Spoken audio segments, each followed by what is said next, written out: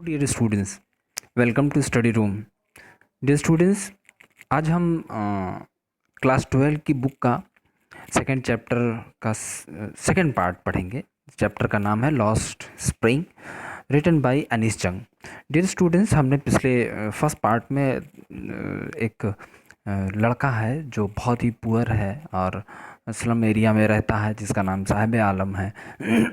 उसको writer notice करती हैं, उससे बात करती हैं और उसके बारे में सारी जानकारियाँ लेने की कोशिश करती हैं। फिर उन्हें लेके जाता है अपने घर पे। यही सब चीज़ें हम देख रहे थे। अब इस पार्ट में हम देखेंगे कि आगे क्या होता है। डियर स्टूडेंट्स, जैसा कि आपको पता है कि मैं आप लोगों के लिए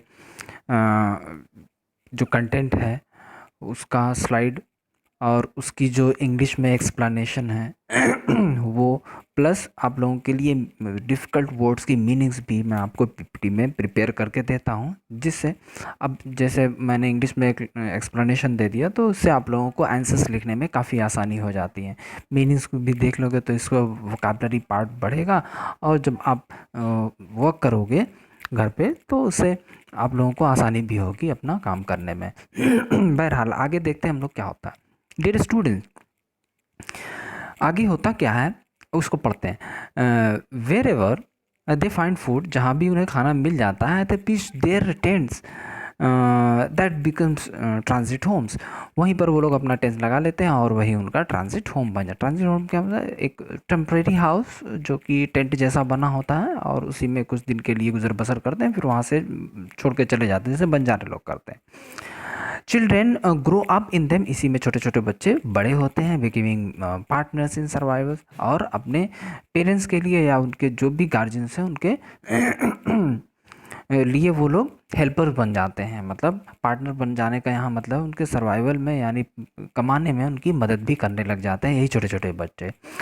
and survival in Seemapuri means rag picking, और सीमापुरी में सर्वाइवल करने का मतलब है रैग पिकिंग का ही काम करो और कुछ नहीं। Through the years it has acquired the proportions of fine art, और धीरे धीरे कई सालों में ये काम, ये रैग पिकिंग का काम, ये एक तरह का आर्ट हो गया है। कि क्या चीज़ को कूड़े में से उठाना है, क्या नहीं उठाना है, कोई कौन सी चीज़ काम की है, कौन चीज़ नहीं है, इस चीज़ को बहुत ध्यान रखना पड़ता है। जैसे बॉटल उठाए, बॉटल कितने की बिकेगी पता नहीं, कौन सी बॉटल है, बड़ी है छोटी है, या उसकी प्लास्टिक किस तरह की है। ऐसे ही बहुत सारी चीज़ें उसमें मिलती रहती हैं, कौन चीज़ काम की है कौन सी नहीं है, इस चीज़ को समझ पाना ये धीरे धीरे आर्ट बन जाता है।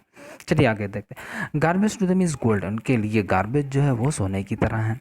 It is their daily bread, a roof over their heads, even if it is a leaking roof.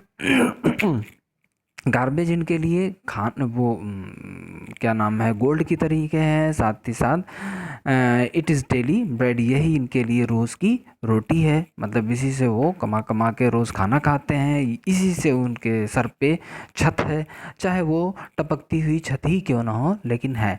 But for a child it is even more, लेकिन एक छोटे बच्चे के लिए तो ये कुछ और भी हो सकता है। क्या हो सकता है आगे हम लोग देखते हैं। I sometimes find a rupee, even a 10 rupee note.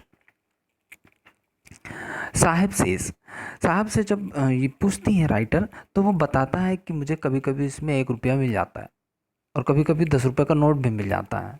साहब बताता है, और अब कैसे बताता है, इज आइज लाइटनिंग, अब उसकी आंखें चमक रही हैं, यानी बड़ी खुशी से बताता है। When you can find a silver, अब राइटर कह रही हैं कि आप एक चीज़ खुद से सोचिए कि जब आपको सिल्वर कॉइन मिल जाता है गार्बेज में, when you can find a silver coin in a heap of garbage, you don't stop scorching, you don't stop scorching, किस लिए? For their is hope find more. आपको एक बार मिल गया सिल्वर कॉइन, तो आप जब भी गार्बेज देखो तो उसमें एक बार ज़रूर झांक लोगे, स्क्रॉचिंग करने लगते हैं हम। ठीक है, क्यों? क्योंकि हमें होप हो जाती है कि हो सकता है फिर हो। यही कारण बता रही हैं मुकेश के, सॉरी ये साहब के कंडीशन में भी। आगे देखते हैं। It seems that for children garbage has a meaning different for what it means to their parents. इसका मतलब ये हुआ गार्बेज इन बच्चों के लिए वो माने रखता है जो कि इनके गार्जियंस के लिए, इनके पेरेंट्स के लिए नहीं माने रखता। मतलब इनके पेरेंट्स के लिए कुछ और मतलब है गार्बेज, इनके लिए कुछ और मतलब है। इससे क्या है आगे देखते हैं। For the children it is wrapped in wonder. बच्चों के लिए तो ये अचंभे से भरी हुई चीज़ें इनको इनमें मिलती रहती हैं। कभी सिक्का मिल गया, कभी नोट मिल गई, कभी ऐसी कोई इम्पोर्टेंट चीज़ दूसरी मिल गई, है ना, कोई पहिया मिल गया, या बहुत सारी चीज़ें बच्चों को मिलती रहती हैं गार्बेज में। तो ये उनके लिए एक वंडर की चीज़ हो गई। For the elders it is a means of survival. लेकिन जो बड़े हैं घर के, जिनको घर का खर्चा चलाना है, उनके लिए तो ये सर्वाइवल का ही मीन है और कुछ नहीं। आगे देखते हैं बच्चों। One winter morning I see Sahib standing by the fenced gate of the neighborhood club, watching two young men dressed in white playing tennis. एक विंटर मॉर्निंग को मैंने देखा साहब जो है वो खड़ा हुआ है कहाँ पर, गेट के पास। और वो गेट किसका है, एक स्पोर्ट क्लब है उसी के, जो कि फेंस्ड है चारों तरफ से, उसी के गेट के पास खड़ा है। क्या कर रहा है, दो लोग जो वाइट ड्रेस में हैं टेनिस खेल रहे हैं, उन्हीं को देख रहा है ध्यान से। I like the game he hums, content to watch the standing behind the fence। वो कहता है कि मुझे ये गेम पसंद है, और ऐसे भनभनाता हुआ बोलता है हम ही करते हुए। और वो क्या है, बहुत ज़्यादा कंटेंट है, बहुत ज़्यादा बिल्कुल तल्लीन है उनको देखने में। जो वो गेम खेल रहे हैं उसी पीछे से वो देख रहा है, मतलब जो फेंस है, जो चार दीवारें, उसी के पीछे से वो देख रहा है। फिर बोलता है I go inside when no one is around. जब वहाँ कोई नहीं होता तो मैं अंदर जाता हूँ, बताता है। और ये भी कहता है कि gate keeper lets me use the swing. और जो गेट कीपर मुझे झूला भी झूलने देता है। साहब two is wearing tennis shoes that look strange over his discoloured shirt and shorts. साहब भी एक टेनिस शूज़ पहने हुए हैं, एक पेयर, और लेकिन वो उसकी बॉडी पर सूट नहीं कर रहा है। वो अजीब लग रहा है, स्ट्रेंज लग रहा है। क्यों? क्योंकि उसकी शर्ट और शॉर्ट जो है वो डिसकलर्ड है, बिल्कुल धुंधले हो गए हैं, गंदे से भी हैं। फिर बोलता है कि someone gave them to me, ये मुझे किसी ने दिया था। He says in the manner of an explanation, explain करते हुए बताता है। The fact that they are discarded shoes of some rich boy। सच बात तो ये है कि ये जो है उसको दिया नहीं गया है, बल्कि किसी अमीर लड़के ने इसको डिस्कार्ड कर दिया था, मीन्स रिटायर कर दिया था। क्यों? Who perhaps refuse to wear them because of a hole in one of them. क्योंकि इनमें से किसी एक में होल हो गया था और उसी वजह से उसने उसको पहनने से मना कर दिया था। क्यों? इट डजन बोदर हिम, से उसे कोई परेशानी नहीं थी साहब को। और उस लड़के के लिए, उस अमीर बच्चे के लिए तो परेशानी, क्योंकि छेद हो गया था तो उसने पहनने से मना कर दिया था। For one who has walk bear foot, जो नंगे पैर चलता हो, बेयर फुट हरदम चलता हो, shoes with a hole is a dream come true. एक शूज़ जो कि छेद वाला भी क्यों ना हो, उसके लिए तो सपने सच होने जैसा ही है। बहुत बड़ा सपना सच हो गया शूज़ पहनना, इतरा के चलेगा। But the game he is watching in so intently is out of his reach. लेकिन जिस गेम को वो देख रहा था इतने ध्यान से, वो उसकी पहुंच से बाहर की बात है। क्यों? क्योंकि ये तो अमीरों का गेम है। रैकेट खरीदना है, शूज़ खरीदने हैं, उसके जो क्लॉथ्स होते हैं, मीन्स ड्रेसेस, वो काफ़ी महंगे होते हैं। साथ ही साथ कोट है, नेट है, तमाम चीज़ें, ये सब काफ़ी महंगा होता है। इसके लिए तो बहुत बड़ी चीज़ है। आगे देखते हैं। This morning Saheb is on his way to the milk booth. आज सुबह जो है वो साहब अपने रास्ते पर जा रहा है, किस तरफ? एक मिल्क बूथ की तरफ। अब ये क्या नई चीज़ आ गई, चलिए देखते हैं। In his hand is a steel canister. उसके हाथ में एक स्टील का कैनिस्टर है, यानी एक डब्बा लिया हुआ है। आई नो, फिर वो बोलता है I know work in a tea stall down the road. अब मैं एक टी स्टॉल में काम करता हूँ, चाय की दुकान में काम करता हूँ जो कि आगे रोड पर है। ही सेज पॉइंटिंग इन दस डिस्टेंस, बहुत दूर की तरफ इशारा करते हुए बताता है। फिर बोलता है I am paid 800 rupees and all my meals, मुझे 800 रुपये मिलते हैं और सारा खाना मिलता है, मतलब हर समय का खाना, यानी 2 टाइम 3 टाइम जो भी वो खाता हो पूरा खाना भी उसे खाने को मिलता है। वो बताता है बड़े गर्व से। फिर आगे देखिए, राइटर सोचने लगती है, सोचती है कि does she like the job, क्या उसे ये जॉब पसंद है जो ये कर रहा है इस समय, जो शॉप में, टी स्टॉल में। आयास, मैंने पूछा उससे, यानी साहब से उसने इस बात को पूछा कि क्या उसे ये जॉब पसंद है। होता क्या है, हिज फेस, उसका चेहरा है, यानी साहब का चेहरा क्या होता है, आई सी, मैंने महसूस किया कि साहब का चेहरा has lost the carefree look, जो उसका केयरफ्री यानी बिल्कुल जो ऐसे ही बहुत मदहोश मदमस्त घूमता रहता था, वो चीज़ अब चेहरे पर नहीं है। The steel canister seems heavier than the plastic bag he would carry so lightly over his shoulder. जो कैनिस्टर है वो ऐसा लग रहा है ज़्यादा भारी लग रहा है प्लास्टिक बैग से, जो पहले प्लास्टिक बैग वो लेके चलता था रैक पिकिंग वाला, उससे काफ़ी ज़्यादा भारी लग रहा है उसे, जो उससे शोल्डर पे हमेशा रखे रहता था। The bag was his, bag उसका था। एक खास बात ये भी है कि बैग उसका खुद का था, plastic bag. The container belongs to the man who owns the tea shop, लेकिन ये जो कैनिस्टर है वो किसका है, उस आदमी का है जो दुकान का मालिक है। Saheb is no longer his own master, Saheb अब अपना खुद का मालिक नहीं है, ठीक है, अपनी चीज़ों का खुद मालिक नहीं है। यहाँ तक तो थी साहब की स्टोरी जो एक रैक पिकर है। अब बच्चों हम देखेंगे एक दूसरी तरह की स्टोरी है, जो एक छोटे से बच्चे की ये भी स्टोरी है, लेकिन उसका कुछ और सिस्टम है। चलिए देखते हैं इसमें क्या है।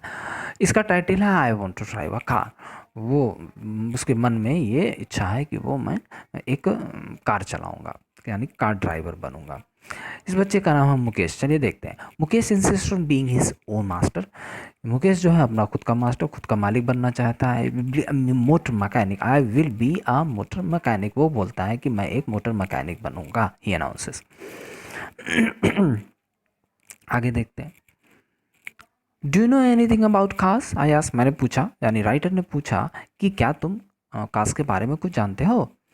आई will learn to drive a car, he answers looking straight into my eyes, मेरी आंखों में सीधा देखते हुए उसने बोला मैं इसे चलाना सीख लूँगा, ड्राइव करना सीख लूँगा। अब देखिए स्ट्रेट इनटू देखने का क्या मतलब है कि बिल्कुल कॉन्फिडेंट है और बहुत ज़्यादा डिटरमिन्ड है कि हाँ मुझे सीखना ही सीखना है।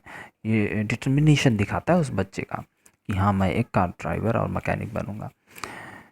His dream looms like a mirage amidst the dust of streets that fill his town Firozabad.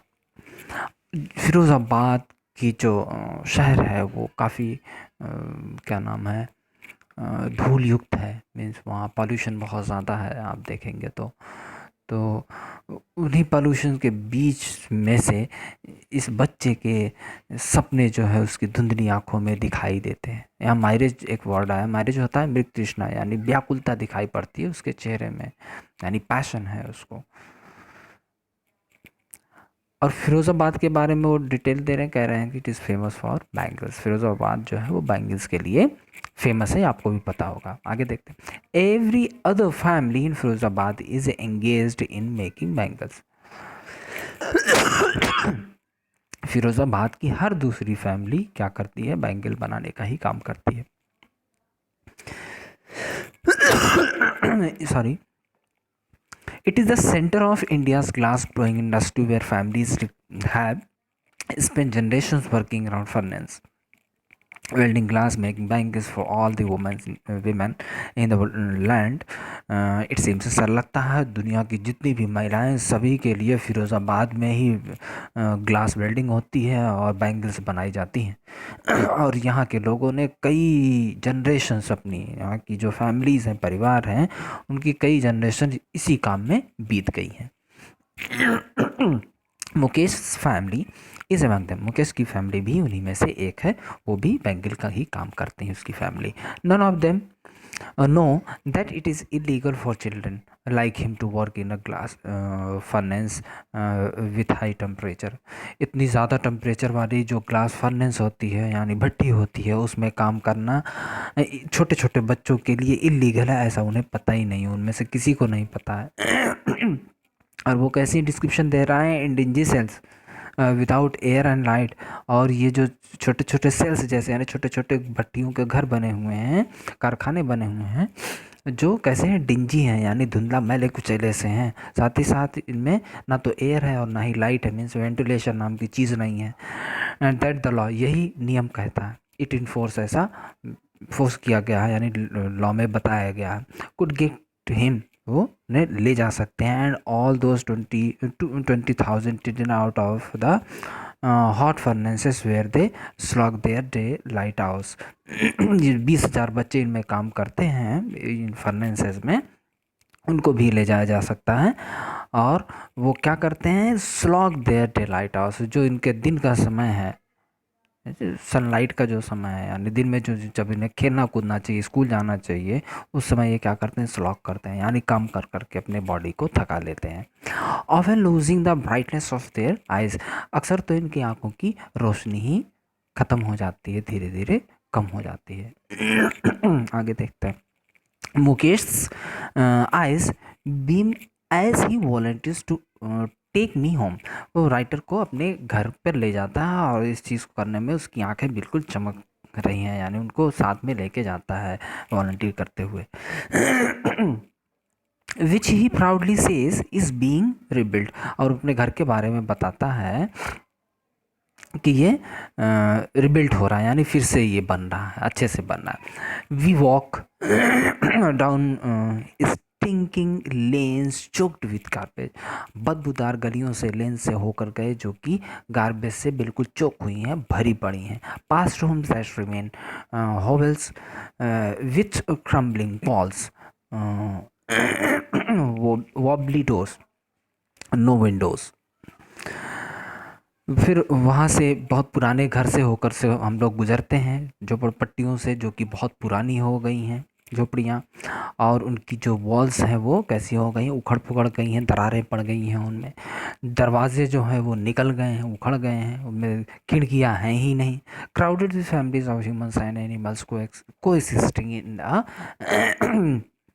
प्रीमेवल state.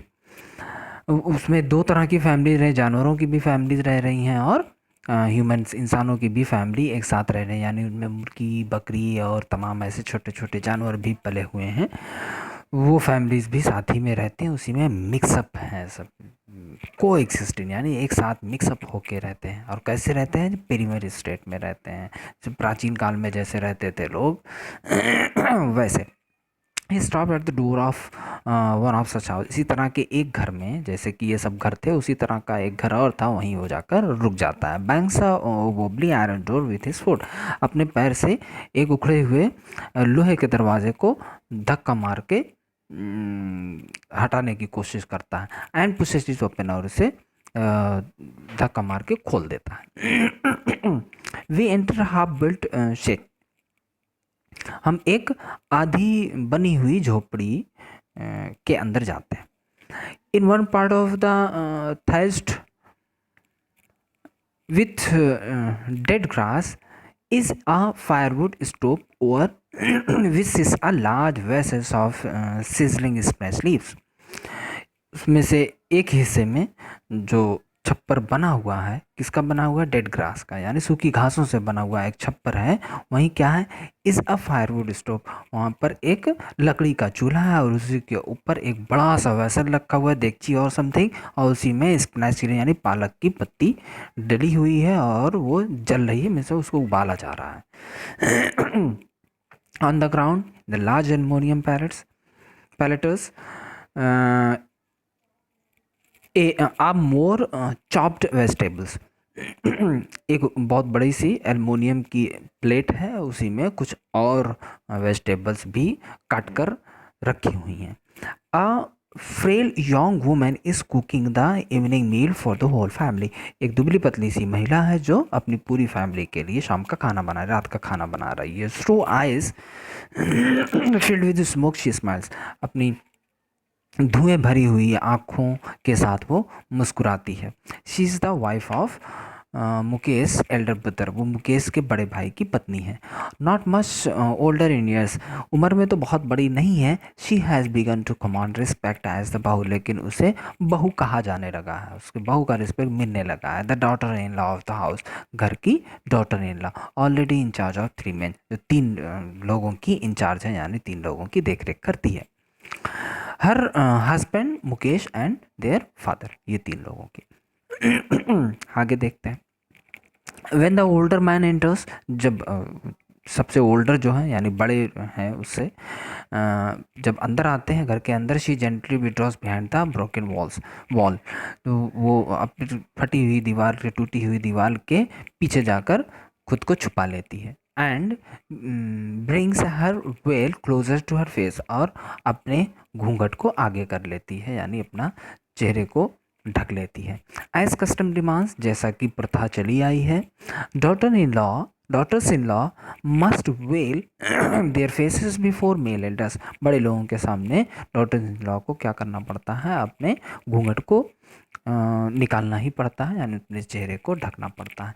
In this case the elder is an impoverished bangle maker, इस केस में एक गरीब बैंगल मेकर ही बड़ा है, यानी जो इस केस में, इसके केस में, इस फैमिली के केस में उसके फादर हैं, यानी जो सबसे बड़े हैं वो बैंगल मेकर थे वो, और वो भी क्या हैं, गरीब हैं। Despite long years of hard labour, बहुत लंबे समय तक उन्होंने बहुत कठिन परिश्रम किया है। और उन्होंने क्या क्या किया है, फर्स्ट एज अ टेलर, पहले उन्होंने टेलर का काम किया, देन अ बैंगल मेकर, फिर बैंगल का काम करने, बैंगल बनाने का।